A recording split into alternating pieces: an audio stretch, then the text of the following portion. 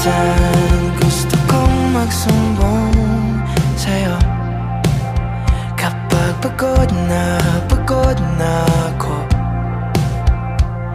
Tama pa bang init na yakap mo ang hinahanap ko?